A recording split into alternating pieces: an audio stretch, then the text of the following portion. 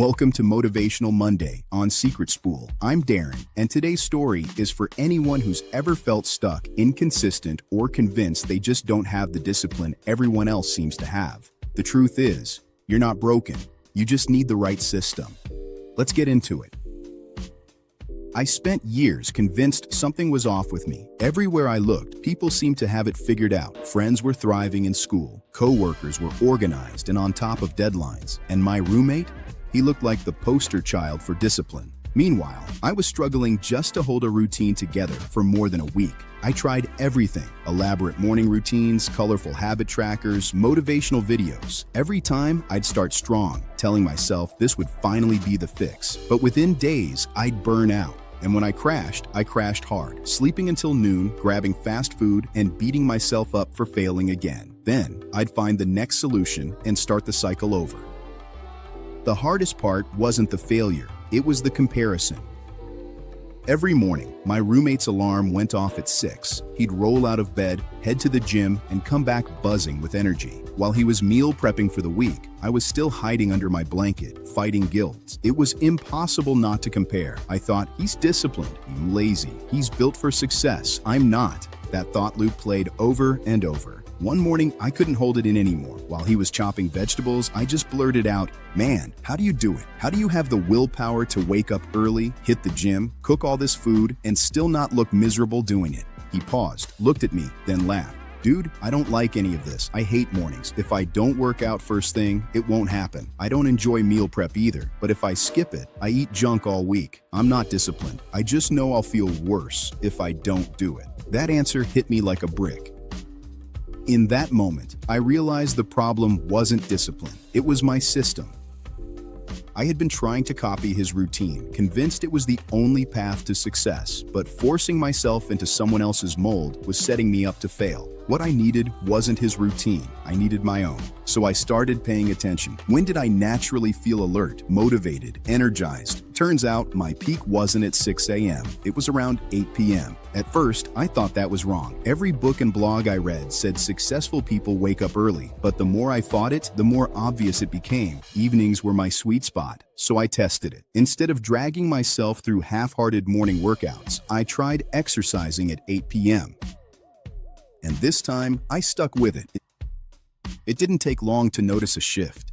Evening workouts actually felt natural. I wasn't dreading them, I wasn't skipping them, and for the first time in years, I was consistent. That consistency gave me confidence, and that confidence bled into everything else. I moved other tasks into the evening too: writing, planning, even cooking. And because I stopped fighting my natural rhythm, everything else got easier. Working out at night meant I went to bed tired, not restless, which meant better sleep. Better sleep meant I didn't wake up groggy or hating myself. Cooking in the evening meant I had decent meals ready, so I wasn't stuck grabbing junk food. Eating better improved my mood, which gave me more energy, which kept me consistent. One positive change triggered the next, like dominoes falling in the right direction. And it wasn't just about sleep and food. The momentum carried into places I never expected. Because I was more rested, I started showing up to work on time, not rushing in, half awake, with coffee as my only lifeline. I could actually focus during meetings instead of zoning out and pretending to take notes. That small shift meant I wasn't falling behind, which lowered my stress. My evening started feeling different too. Before, I'd waste hours scrolling on my phone, telling myself I didn't have the energy for anything else. But once I made evenings my prime time, I used that same window for things that mattered, like studying, reading, or finally working on side projects I'd put off for years. And socially, I noticed a change. When you feel better about yourself, people can tell. Friends would comment that I seemed more relaxed, more present, even more fun to be around. I wasn't dragging my guilt with me into every conversation anymore. The craziest part, none of this felt forced. For the first time in my life, consistency didn't feel like a punishment. It felt like alignment. I wasn't pushing through willpower. I was finally working with myself, not against myself. Every small win stacked on top of the last. Better sleep led to better mornings. Better mornings led to better focus. Better focus made evenings more rewarding. That cycle built real confidence, the kind I had been chasing for years. And with that confidence came a new identity. Without realizing it, I was starting to look like one of those disciplined people I used to admire from the outside. A year later, people started asking me the same question I had once asked my roommate: "How are you so disciplined?" and I'd laugh because I knew the truth. I wasn't more disciplined than before. I hadn't discovered some magic level of willpower. I had simply stopped fighting myself. But here's the thing. People saw the results, not the reality. When someone called me disciplined, what they really meant was, you're consistent now. And consistency is what I had been chasing for years without knowing how to find it. The problem was, I had believed in the myth of discipline. The myth says that successful people wake up at dawn, eat perfectly clean, never skip the gym, and power through no matter what. It paints discipline as a constant grind, powered by willpower alone. I used to buy into that. I tried cold showers because someone online swore it built mental toughness. I set 5 alarms to force myself out of bed before sunrise. I downloaded every productivity app that promised accountability. And each time, I quit within weeks, convinced I just didn't have what it takes. Looking back, I can see the flaw. I wasn't failing because I was weak. I was failing because I was running on borrowed systems. Other people's habits might work for them, but they weren't built for me. And here's the irony. Most of those so-called disciplined people aren't relying on willpower 24/7 either. They've simply found systems that fit them so well, they don't have to fight themselves to stick with them. Discipline isn't a magic trait that some people are born with and others aren't. It's a skill. It's about trial and error, paying attention, and adjusting until your environment and your habits start working with your nature instead of against it.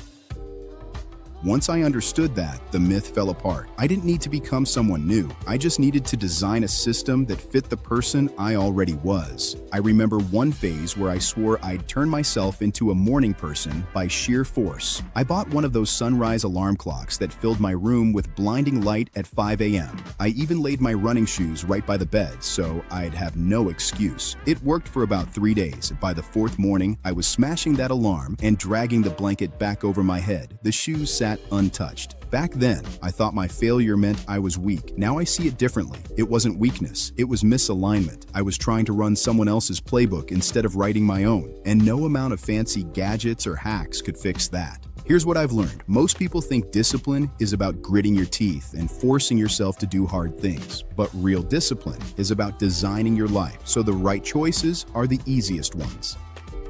It's not about punishing yourself. It's about setting yourself up to win. Maybe you're not lazy. Maybe you're just trying to live on someone else's schedule. Maybe you're pushing yourself into the wrong activities. Maybe the system you're using doesn't fit who you are. You don't need to change who you are. You need to change how you work with who you are. So here's my challenge to you. Instead of asking, how do I force myself to be more disciplined? Try asking, when do I feel the most energy? When do I feel the least resistance? Maybe you're like me, and your focus doesn't really click until the evening. That's not laziness, it's your rhythm. Maybe you're the opposite, and mornings are when you shine. Then double down on that. Or maybe your strengths show up in unexpected ways. Maybe you're social, and you thrive when you build habits around accountability with friends. Or maybe you're independent, and your best system is one where you don't have to rely on anyone else. The point is, stop forcing yourself into someone else's mold. Your system should fit you, not the other way around. Give yourself permission to experiment, shift things around, notice what sticks without a fight. That's where your real power is. Because once you find that rhythm, discipline stops being a constant uphill battle and starts becoming part of who you are. This Motivational Monday, remember, discipline isn't about forcing yourself into a box that doesn't fit. It's about alignment. When you work with your strengths instead of against them, consistency stops being a battle. It becomes natural. If this story spoke to you, do me a favor, like this video, drop a comment, and subscribe so you don't miss the next story we share here on SecretSpool. Until next time, I'm Darren, and I'll see you in the next one.